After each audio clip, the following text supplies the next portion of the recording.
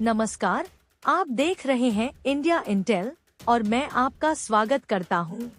आज की बड़ी खबर, भारत अक्टूबर 2025 में एक ऐतिहासिक आयोजन करने जा रहा है। न्यू दिल्ली में होने वाला United Nations troop contributing countries chiefs conclave दुनिया भर के रक्षा और रणनीतिक हलकों में सुर्खियों में है। लेकिन असली चर्चा का कारण यह है कि इस कॉन्फ्रेंस में पाकिस्तान और चीन को आमंत्रित नहीं किया गया है। तो आखिर यह कॉन्क्लेव क्या है?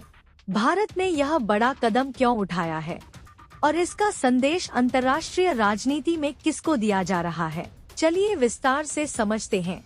सबसे पहले जानते हैं कि यह कॉन्क्लेव होता क्या है। संयुक्त राष्ट्र यूएन के पीसकीपिंग मिशंस में सैनिक भेजने वाले देशों को ट्रूप कंट्रीब्यूटिंग कंट्रीज यानी टीसीसी कहा जाता है। भारत इन देशों में अग्रणी है। 70 से ज्यादा सालों से भारतीय सैनिक दुनिया भर में शांति बनाए रखने के लिए तैनात रहे हैं।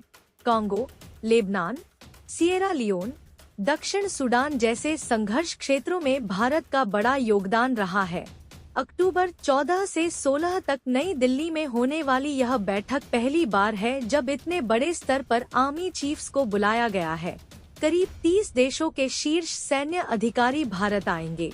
इसमें अफ्रीकी, एशियाई और यूरोपीय देश शामिल हैं। अब आते हैं सबसे महत्वपूर्ण बिंदु पर, पाकिस्तान और चीन को क्यों नहीं बुलाया गया? जानकारी के अनुसार भारत ने साफ संदेश दिया है कि जो देश भारत की सुरक्षा चिंताओं को नजरअंदाज करते हैं या संयुक्त राष्ट्र के मंच पर भारत के खिलाफ लगातार अड़चने डालते हैं, उन्हें इस रणनीतिक संवाद में जगह नहीं दी जाएगी। पाकिस्तान लंबे समय से यूएन मंचों पर भारत के खिलाफ कश्मीर का मुद्दा उठाता रहा है। वहीं चीन सिक्योरिटी काउंसिल में बार बार भारत की कोशिशों को ब्लॉक करता रहा है, चाहे वह आतंकियों को ग्लोबल टेररिस्ट घोषित करने का मामला हो या क्षेत्रीय विवाद।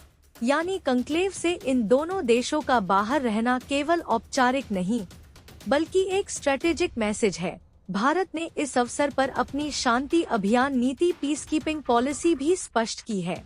भारत ने कहा है कि उसके सैनिक सिर्फ उन्हीं मिशनों में जाएंगे जिन्हें यूएन सिक्योरिटी काउंसिल से आधिकारिक मैंडेट मिला हो।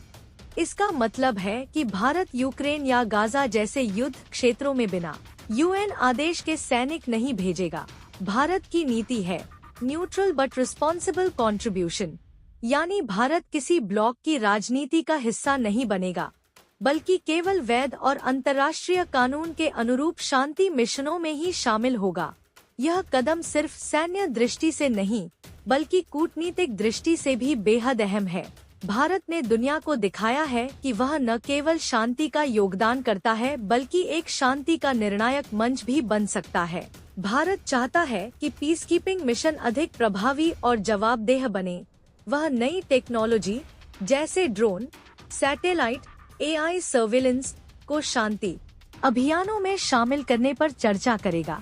और सबसे अहम, भारत ग्लोबल साउथ की आवाज बनकर सामने आ रहा है, यानी विकासशील देशों का नेतृत्व। कूटनीतिक हलकों में इस आयोजन की चर्चा जोरों पर है। यूरोप और अमेरिका भारत के इस कदम को सकारात्मक मान रहे हैं क्योंकि भारत यूएन की लेजिटिमेसी यानी वैधता पर जोर दे रहा है। वहीं पाकिस्तान और चीन की मीडिया पहले से ही इस बहिष्कार को पॉलिटिकल मैसेज बता रही है। भारत के लिए यह मौका है अपनी सॉफ्ट पावर और मिलिट्री डिप्लोमेसी दोनों को दिखाने का। यह संकेत है कि भारत न केवल एक सैनिक प्रदाता है बल्कि नीति और दिशा तय करने में भी सक्षम है। तो साफ है कि यह कॉन्क्लेव भारत की विदेश नीति और रक्षा रणनीति दोनों के लिए बेहद अहम साबित होगा। भारत दुनिया को बता रहा है, हम जिम्मेदार शक्ति हैं और हम वही करेंगे जो अंतर्राष्ट्रीय कानून कहता है। दोस्तों, आप क्या सोचते हैं?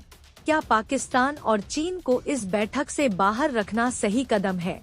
कमेंट सेक्शन में अपनी राय जरूर बताइए और जुड़े रहिए इंडिया इंटेल के साथ ताकि आपको हर बड़ी डिफेंस और जियोपॉलिटिकल खबर सबसे पहले मिले।